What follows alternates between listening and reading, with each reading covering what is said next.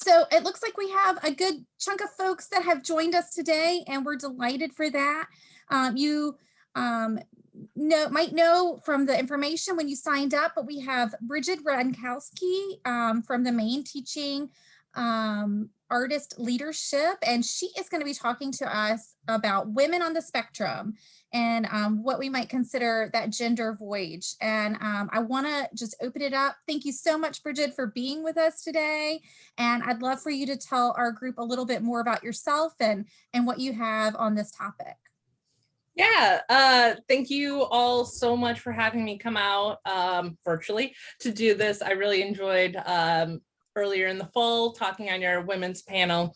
And as we all know, talking about women's issues, girls' issues, and also non-binary and trans issues on the spectrum is a really, really important topic that doesn't get covered enough. About me, I'm part of the Autism Society of Maine, part of their education committee, so creating works. I also work for Autism Speaks as part of their content creation. I'm featured in the Autism Women and Non-Binary Network's new book, What All Autistic Children, it changed titles. Sincerely Your Autistic Child. Yes, which is available for purchase wherever books are sold. It used to be called What Your Autistic Daughter Wished You Knew, but we wanted to make it more accepting of all gender identities. I also am Miss Mermaid Maine because I didn't realize as a child I want to grow up to be this, but I do. So I am a professional mermaid with a platform of autism acceptance and neurodiversity. I also identify as gender fluid. I use mixed pronouns, so that means she, he, they, everything's right. And I'll be talking about all that today and more. Cool. So let's kick things off. If you have any direct questions and stuff too, you can feel free to use the chat. And Catherine, if you wouldn't mind kind of helping monitor that stuff comes up, because I'm here to lunch and help everyone learn. So if there's ways to direct the conversations to your questions that you always wanted to ask, but you didn't know how to or who to ask, I'm here to help. So let's start at the beginning. Not the beginning of time, of course, but let's talk about the diagnosis stage. So women on the spectrum and non-binary folks are often misdiagnosed or underdiagnosed. The reason for this is due to something called camouflaging or masking. So young men don't have the same type of social media and like consumerist vision that women do. We have Cosmo. We have 16. I grew up with like YM. They teach you how to act, how to look, how to kind of fit in as a girl, a young girl. And for a lot of us, we end up putting on that facade and camouflaging or masking who we really are because we learn how we should be. So I am what you get when your like influences are the Muppets and the British television show Absolutely Fabulous, also known as AbFab. So that's who I am. But for a lot of spectrum folks who are just a little like different, but who aren't showing some of the more out there behaviors and characteristics that are likely to label them in the school system as like, oh, autistic, we tend to kind of fade into the background. We talk a lot about the diagnostic alphabet soup, and I was definitely one of those kids. The first services I got were for vision and speech. Vision because I used to play Where's Waldo by the light of the bathroom across the hall from me. And that's really bad for your vision. But I wanted to keep reading late at night, and speech because I had and still have a lisp with the letter S. So as a kid, I used to be taken out of school and go in late on Tuesday. I didn't really know that I was different that way. And when I was around the same age, I also had the privilege of having two parents who have college degrees.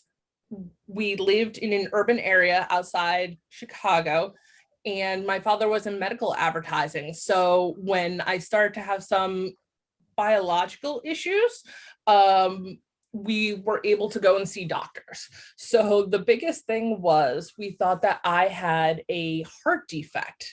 So back in the 90s, I was hooked up to heart monitors.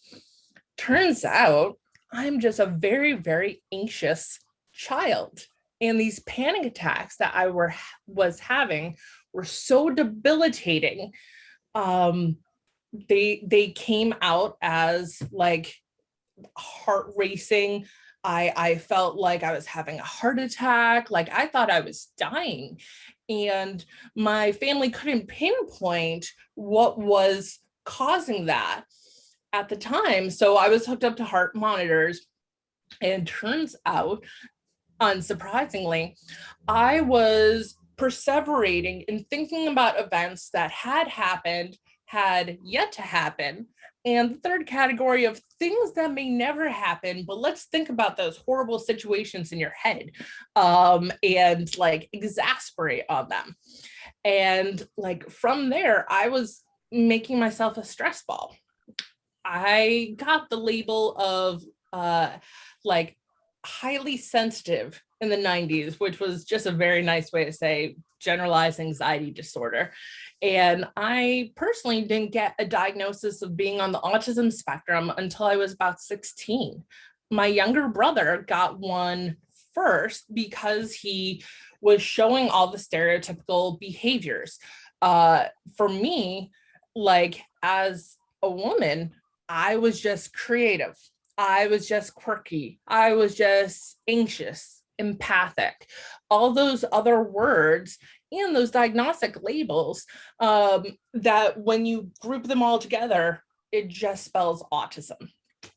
And I actually, like most people, got a label of PDD-NOS. So pervasive developmental disability, not otherwise specified.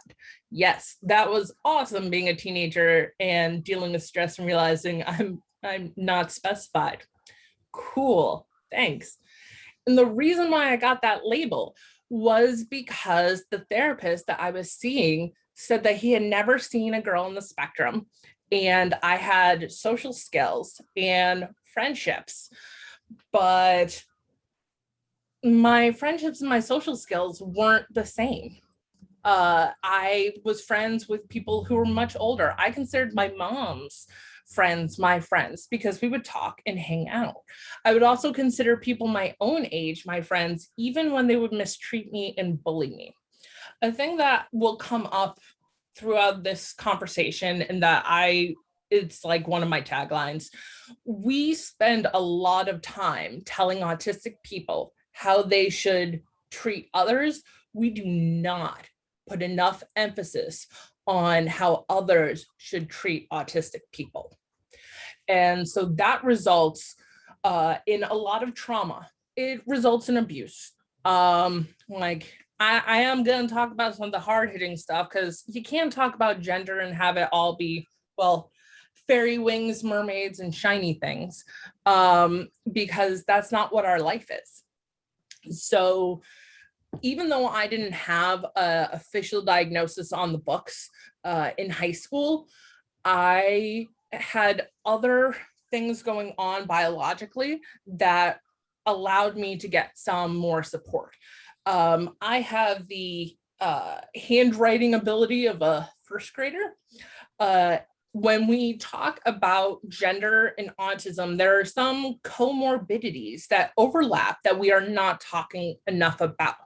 I myself am working on a couple research papers with some of my peers to talk about the impact and health disparities in our community.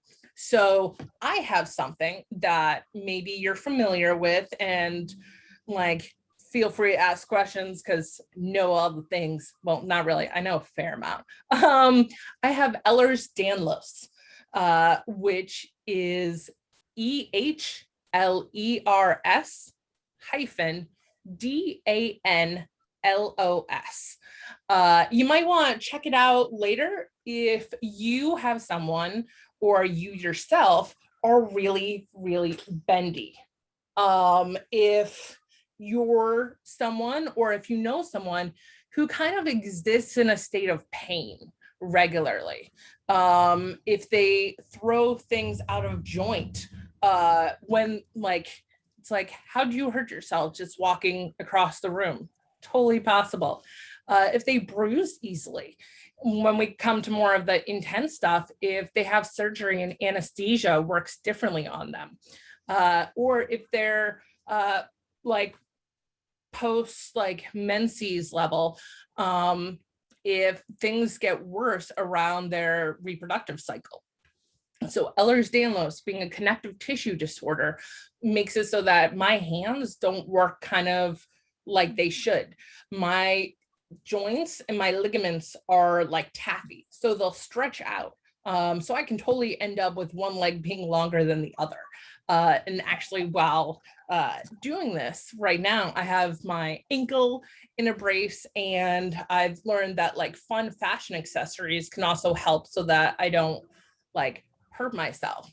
So throughout high school and into adulthood, I didn't realize that this was a thing. And it's a thing that's also really like overlaps with the autism community.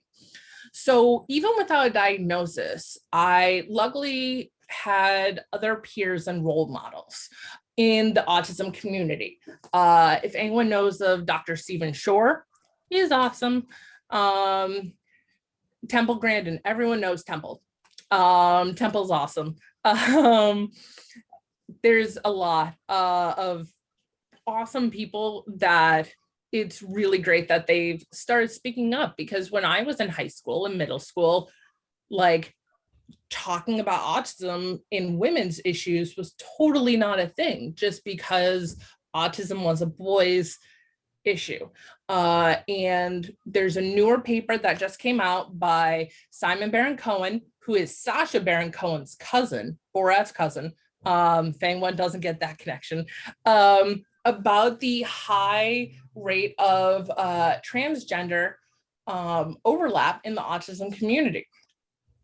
And for me, I saw that firsthand. And that's something that I grew up not realizing that there were options besides male and female.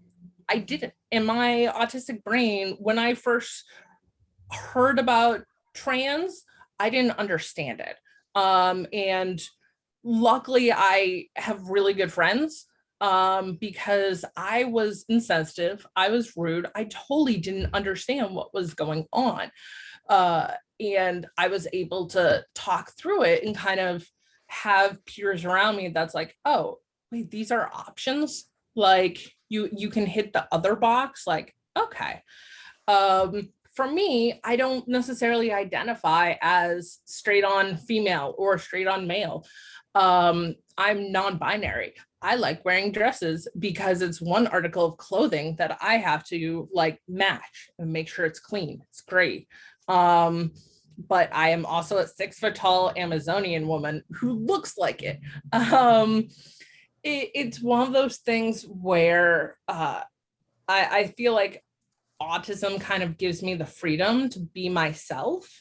Before there was stuff called passing. So we talked a little bit about camouflaging and masking.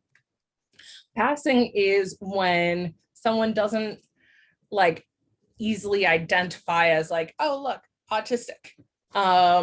And with the amount of camouflaging and masking I know, I can kind of pass in a lot of situations, which is another reason why those functioning labels and some of the diagnostic tools don't work so well for women and trans folk on the spectrum. Because when you say high functioning, sometimes people are actually just talking about low supports. They think that we're okay, that we're not struggling, but a lot of the issues that we face are less of the external manifestation. Like, odds are you're not going to get a woman on the spectrum being violent or attacking others. A, we're more likely to be the victims of abuse, but B, we're more likely to internalize it and beat ourselves up and engage in self-injurious behavior.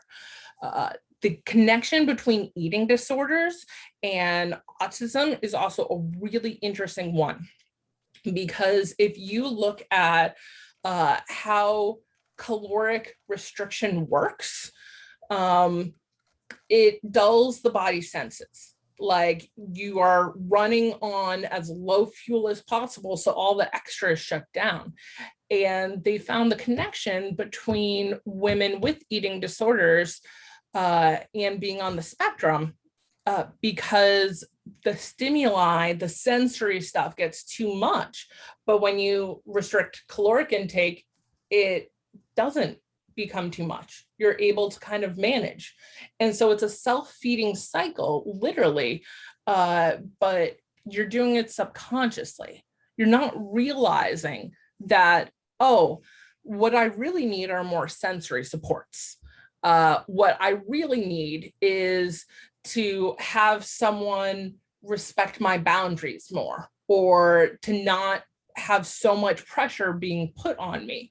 But we're sometimes not consciously aware of what's going on. Like, we got a bunch of y'all in here.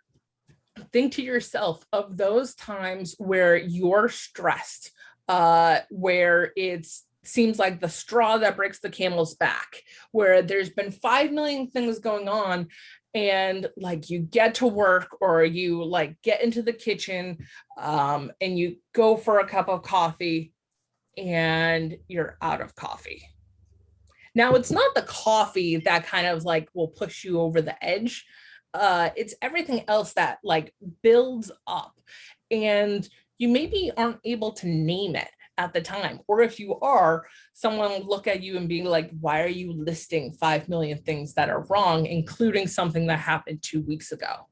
Well, that's a lot of, I feel like, what the experience is of being like a woman or being non-binary or trans on the spectrum. We have a lot of stuff going on inside, and we sometimes don't know how to like shut it off, like reset. And so we'll carry that with us. A big thing that I like to promote, which I use myself, and which is how I manage to stay reasonably sane, sensory supports. Does anyone ever really like going into Walmart? Like, come on, it's loud, the lights are bright, and they actually like make a sound. It's intense. I'm also totally in favor of masks, because like then I don't have to worry about like accidentally making faces in public. It's great. But I also sleep with a weighted blanket every single night. Like, even if I am camping, like I have a camping weighted blanket. It's 20 pounds. I need it. I need it so that my body gets the deep pressure and resets. Otherwise, my body will literally carry on the tension, the stress, and part of that's EDS, but also part of it's like, who doesn't want a hug? My other 2 sensory supports, this is totally being recorded, and like, love it. These are 2 of my other sensory supports. The fluffy one is Ichabod Crane, and the sleek one is Thackeray Treble Binks. Um, yes, I have cats. My cats are emotional service animals. They are trained to play fetch. They're trained to like kind of be with me. They know when I'm stressed. Animals are amazing. Even when they do wake you up because they think that they need more food and don't understand the concept of daylight savings time. But sensory supports, whether it's certain clothing, certain hairstyles, what are the things that will either change your mode, so going from like really stressed to more calm, or what are the supports that will keep you at the same level? So it's important when you look at sensory supports, like, are you wanting to have it be an active support, like jumping on a trampoline, brushing, taking a hot shower, or is it something to help you like stay yourself, like fidget toys, a cat, thinking about that connection? I think it's we're still learning about the impact of hormones on the autism experience. And that really is something that I hope gains more attention in the upcoming years, because if anyone has had like a young child who's male and goes through puberty, y'all know what I'm talking about. And it's the same with the female experience too. The sensory experience of getting your period, like menstruation. I will fully admit, I didn't realize when I was getting a period until after it happened. Like my cycles were not like regular at all, and that caused a lot of issues. Like I'm also being very frank about it because it's part of my experience that I'm 32 years old and I am scheduled for a hysterectomy at the end of this month because of how much pain I have been in. And my doctors were trying to push this on me when I was 12 years old. And I'm like, I've never even kissed anyone. Why are we talking about this? But like, I have endometriosis, which we also think is somehow connected to like the autism experience when we talk about like the reproductive health issues going along with like EDS and like stuff kind of moving around. But I think that the hormone experience and finding appropriate medical care, like gender affirming medical care, is so difficult when you're on the spectrum. So if you're supporting someone who is a teenager or a young adult, and they're afraid to go to the doctor because of how they identify or how they're going to be judged, I think it's really important that we need to help advocate for people in those types of medical situations. Another thing that I always say in my medical presentations, you can fire your doctor. And I've totally fired doctors because they won't listen to me. They come in with preconceived notions, or they act like I don't know my body as well as they do when it's my experience. So I have an ungodly pain tolerance, or no, pain threshold. I keep getting them confused, which I never get confused except for talking about these. So your pain threshold and tolerance are two different things. So pain threshold is the amount that you have to feel pain or some type of sensory to register, oh, I'm in pain. And mine's really high. So that means that I don't realize that I'm in pain when I, like the average person would be. An example of this is it took me 3 days to realize my arm was broken once. Yeah. My mother, also on the spectrum, also has EDS, same way, and didn't realize that she was walking around on a broken femur for several days. Yeah, like sorry for the squirming, and like I know it's intense, but I've had to learn how to do body scans on myself. Not only is a body scan really useful for being aware of the sensory needs, but it can also pinpoint if something is reoccurring that's painful.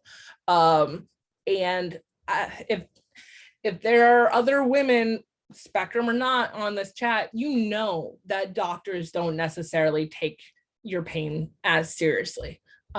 This is a undisputed fact that women's pain is not taken as seriously, which ends up in mortality rates, which is why heart disease is the #1 killer of women, because we present differently when it comes to heart attacks.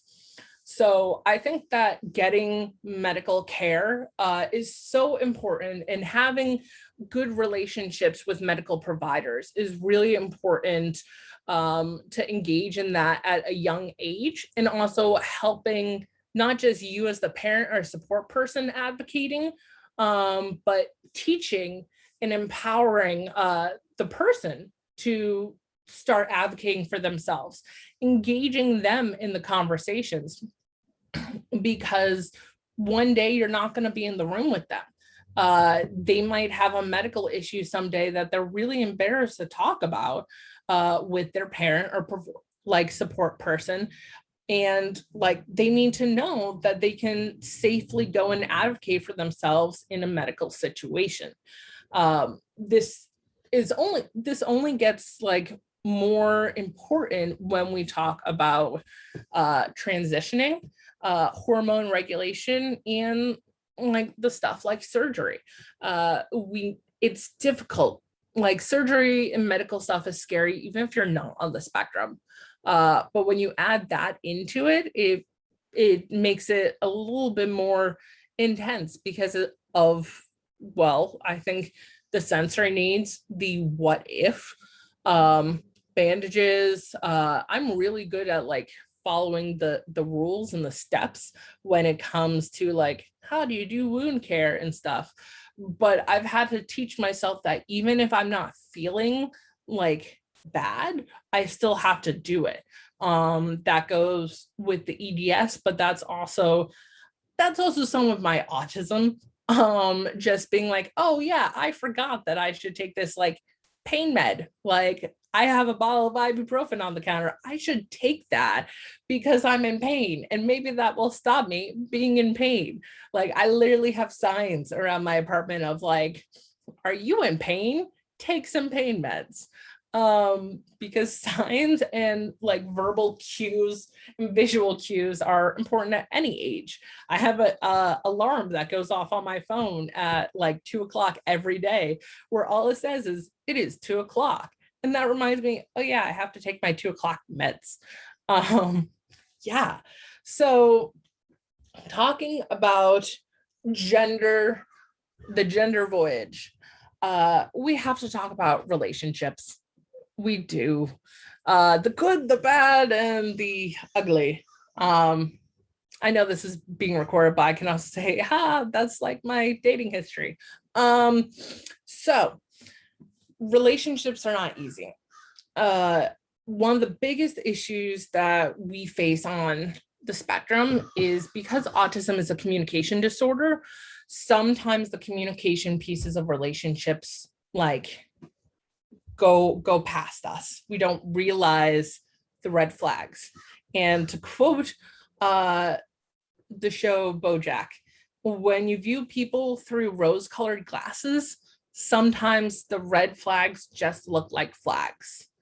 And there's some really scary stats on sexual assault and women with disabilities, and I'm not going to go into those because I want you to have a wonderful rest of your day, but you can look them up on your own. And people ask why. I'll say I'm pretty cool and awesome and strong, and I know all this stuff. And yet I've ended up in those relationships. I've ended up living in unsafe places, being in toxic and abusive situations repeatedly. Why? Because I don't realize that, again, as I was talking about at the beginning, I knew that I should treat others with kindness and respect. I didn't realize that I wasn't being treated the same way, especially because I am very much like, I want to help people. Like I volunteer for stuff like whoa. And I want other people to be happy. And unfortunately, sometimes when you're that type of light in the world, there's other people that are like, that's an easy mark. And I've ended up in those. Also, people have some of their own trauma, and that trauma cycle continues. People can go from being the victim to being the perpetrator. That's their responsibility to heal from that. And I wish them well, far away from me. And so one of the really important things I feel about relationships is teaching people that how is your relationship founded, not based on what are you doing for someone else. And that's something that I think is really important to hammer home, especially for like women folks, because too often we end up in caregiving roles and giving more of ourselves, whether it's time, money, intimacy, attention, when we aren't getting it back, and not understanding that, yeah, relationships are not going to be necessarily equal 24/7, but being in a healthy relationship should make you a better person. Like that's the bullet point that you want to stress with people of how is this person enriching your life. I have a bunch of amazing friends. They weren't always my friends to begin with. Like, in fact, a lot of people didn't understand me and thought I was cold or odd, or like 5 million words that I'm not going to say in this thing. Because I'm very rule bound. I'm very like, here's what you do. And when I was younger, I was a lot more like, this is what you do. This is the rule. And like you are breaking the rule. And I can't, like, you have to stop breaking the rule. It was not fun. But I'm thankful that I have a lot of people now around me that remind me of, hey, like, this isn't a good situation for you. And that are like, hey, I'm going to remind you next week, if you're anxious about seeing this person again, like that anxiety before you ever interact with them needs to be a red flag for you, Bridget.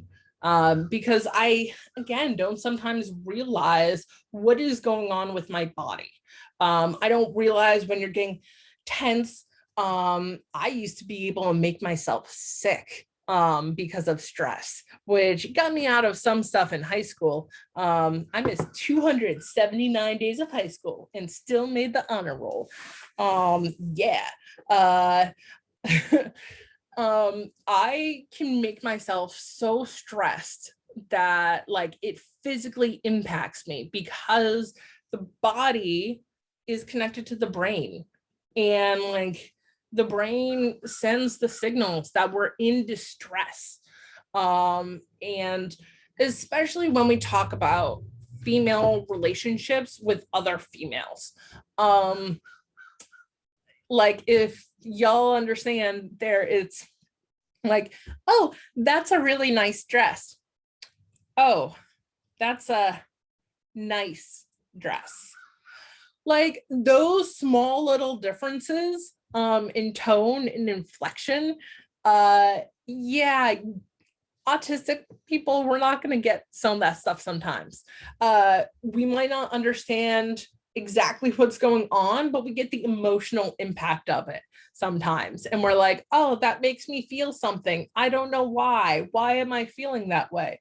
Especially when they then like try to play nice. And female social interaction, it's so based on nonverbal cues and subtlety. That's why I liked hanging out with guys, because if there was a problem, like they just say it and punch each other, and then it would be over. But I went to an all-girls high school, and that was, as I like to also say, it's like Lord of the Flies with designer purses. Did not fit in with things at all, because when there's no boys around, girls compete over grades. And like I worked so hard in there. It was so vicious. And the only people that I still talk to are the other autistic people that were there, because we're like, yeah, we survived. Good for us. The other one's an awesome librarian. Librarians are awesome people. Love librarians. A cool thing that I enjoy about relationships and stuff in adulthood is they can be all ages. I'm 32. I'm at that fun age where like people have kids, and so then I can hang out with the adults and have a beer, and then go hang out with the kids and be a fairy. It's great. But I think one of the important things that we really need to emphasize is having supports in place to understand what abuse, domestic violence looks like for people on the spectrum, because some of the scripts don't apply. Sometimes, as I said, we don't realize the red flags, and as we know, not all abuse is physical. And how are we having those conversations? How are we creating safe environments? And how are we also prioritizing and emphasizing, hey, this person helps you grow as a person. Like you are excited to see them every time. And a thing that we can do too to help support autistic folks is by verbalizing that, saying that aloud of, hey, it's really great that you're gonna go hang out with Kirsten. Like you guys have a lot of fun together and you always come back happy. Like having that type of reinforcement can help us recognize when things are good and when they aren't so good, because we can't always put the words to ourselves so easily. If someone's coming back from school and they're really stressed, like, is it a person? Is it a situation? The same with the work environment in adulthood. Like we all have that one coworker that we really don't want to walk past because we know Greg is going to like make some horrible puns or be really creepy. Like, how are we registering that? And especially as women who are programmed to like be happy and smile and like not rock the boat. It's like, how are we handling that? How are we empowering like our women to have solid boundaries, to be able to say no? And who do you go and like escalate things to when things are like boundaries are not being respected and you're not feeling safe? I didn't realize what HR was for. HR is for protecting the company, yes, but if there's problem employees that are causing trouble at the company, that opens the company up to like sexual harassment and stuff like that, that's the type of stuff that HR will escalate things to. The same with like bringing stuff up to supervisors. That's one of the reasons why I think we can start so young with promoting advocacy, whether it's medical advocacy or like just social advocacy, and understanding what are healthy boundaries. So I know we just got a little bit of time left. I don't know if we've got any questions going on. Sorry, I needed to unmute. Yes, I was just thinking we probably want to start looking and seeing what questions we have. There was a comment that was put into the chat, so I'm going to go ahead to that while everybody else can go ahead and add any questions or thoughts that they have for Bridget that she might address for us after that. Kristen mentioned that she has seen some of the mistreatment, I think is what she's referencing, happening to so many children. And sometimes you kind of have to step back and observe with an open mind and see things a little bit differently. Now, was that related to not being well understood or not being diagnosed? Kristen, if you're in here, just go ahead and put in the chat what you were referencing there. I think it was towards the beginning of our chat time. So hopefully she'll I do add think that in. the observation's important. Like I remember a story that my mother told me about young Bridget where people were being bullied, and I knew like who the bully was, and I just lost it one day and like pulled out their chair, and like I was the bad person. Yeah, and so, so one of our other folks on the call said that she thinks she was kind of relating it to how we tell kids how to behave. So, and how, you know, they should not how they should be treated. So I think that was kind of, so you're right, observation. I mean, looking out for those key indicators. Yeah, she says a bit of it all. And a lot of misdiagnosed and then sort of mistreated because not really having that clear diagnosis. So Yeah, and again, it goes into if like the young girls or even adult women on the spectrum, if we're not saying that things are wrong sometimes and verbalizing it, we might not be like realizing it consciously. We might not have the words for it. And we might think that this is just how things are. Like this is how people are treated. And that's again how we can support other people by verbalizing like what are healthy boundaries. That person is being rude to you, that person's being rude to me, and that's a way that we can empower. Right. And I guess, you know, just as you're talking about that, I'm thinking, you know, so it sounds like there's some information and some training that we need to bring along to these children, these women, young women, as they're sort of starting to have those interactions and relationships. And maybe that needs to be more part of curriculum, or I don't know, when did it finally, some of those things come to light for you and make sense in your experience? I think for me, my mother always put me in like empowerment programs, ones that were connected to my special interests. So really into animals. So I was in like zoo programs and stuff where I was with other peers my age, like some with disabilities, some didn't, but like that wasn't the goal of it. I was in Girl Scouts, like being surrounded by other positive female influences, I think really helped me. Because like it's like, okay, this is good. And like being with older people and stuff too. Like my friend Christina, I'm closer to her son's age. Like I have a bunch of mom friends that are like my friends' mothers. Mentorship, right? I mean, that's what that is. Mentorship Yeah. is so important. Like Yeah. Haley Moss, wonderful woman and stuff. Like I remember when I first met her, and like she somehow credits me of like, I didn't realize that autistic people could go to college, and like she's amazing doing all of her stuff, and just having that mentorship with people with disabilities and without is just so important, I feel.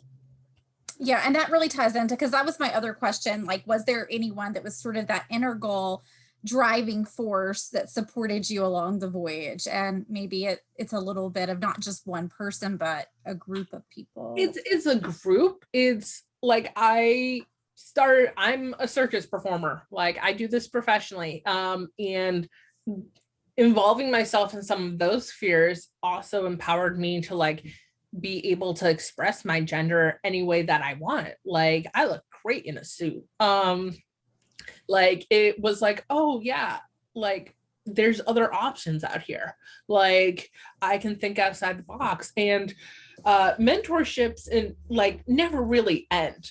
Like one of my best friends and stuff, she has EDS, like the bendy stuff. Again, Ehlers-Danlos, EHLERS hyphen DANLOS. Like she's had it, and she really excels in how to support herself with that condition. So she kind of is like, hey, don't just drink water, like make sure that you have electrolytes too. Otherwise that's gonna like mess up your system more. And so like we mentor each other and I pass it on to other people. And that I think is a important thing too, to make a distinction when we talk about like, are you giving too much to others? Like, it really helps me to help other people. And the ones that I know are healthy for me understand when I'm like, hey, I'm having my own stress right now. I can't be there for you. They respect that boundary. Because if a boundary impedes someone else and they think that it's an affront to them, well, maybe it's because they were already crossing that boundary and they don't like you standing up for yourself. Definitely. Well, a couple more comments, glowing reviews here. Bridget in the comments for you says, thank you so much for being willing to talk so freely about these different issues that you've encountered. Really your experience, it does bring a lot of these things to light that, you know, we see, but maybe like you said, haven't had the person to ask or to think through with. Thanks again, Bridget. Agreed. Learned so much today. Loved this.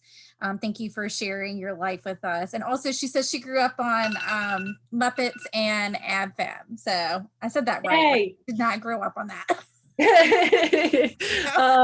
Yeah, I love it. Like, it's the Muppet Show was like PG-13 humor where you only get some of the jokes if you're over 13. Love it. And just to tie in and kind of wrap things up, talking about resiliency. I think one of the greatest gifts that we get as people on the spectrum, as autistics, is resiliency. And every single day we wake up and we try. We may not be successful in everything we try, but we do. I have been through, like, my life has been several Lifetime movies, I feel, and I haven't gotten the rights to any of them. Probably a couple horror movies too, but also like the comedies. And I wake up every day with the choice to either like be hardened by the world or to be a mermaid and bring some happiness to it, because I want to be the person that I needed as a kid.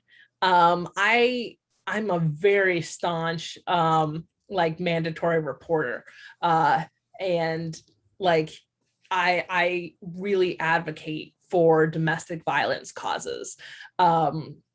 I do this because I think that the world can be so rough sometimes and so stressful and dark. And sometimes if the only thing that gets you through the day is your adorable cat, like that's enough. Then maybe tomorrow there will be something else. But we just have to put one foot in front of the other, because the world's better with like diversity and with like the brilliance and the kindness that people on the spectrum bring. Yes. Oh, what a wonderful wrap up, and some more glowing posts for you in the chat here. You're an awesome person. So agreed. Keep letting your light shine. And you're right. We want to all be individuals and be who we were made to be. And so thank you so much for that. I did post in the chat earlier that we're going to have the recording archived, and it will be going up in the next couple days on the VCUA site. Also, I'm going to go ahead and stick in the chat a little bit of information about our upcoming, well, I was going to, but I don't have it actually ready at the moment.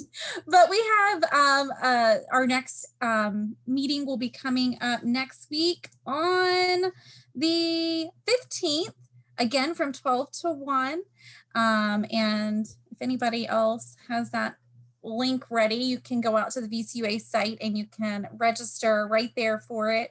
And we hope that you all will join us again. And Bridget, we hope that we can have you back some other time to talk in more detail, maybe another topic or a different slant on a topic. We would just you got it. Like, y'all have been like just so wonderful and kind, and if people have more questions and comments, because that always happens as soon as it comes later, I think you guys have my contact info, but you can find me on Instagram as well as Facebook.